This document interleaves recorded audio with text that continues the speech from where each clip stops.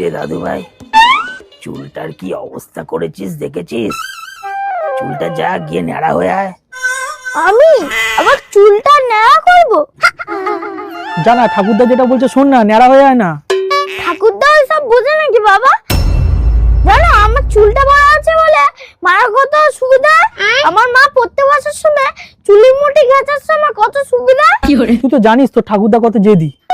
ঠাকুরদা যেটা বলে সেটা করিয়ে ছাড়ে। তুমি যতই বলো বাবা, ঠাকুরদার সঙ্গে তাল মেলালে কিন্তু চলবে না। তুই ন্যাড়া হবি না, হ্যাঁ? তুই ন্যাড়া হবি না, তোর বাপ ন্যাড়া হবে। এখানে আমার বাবা কেন ন্যাড়া হতে যাবে? দেখ আরে ঠাকুরদা তুমি এটা কি করছো?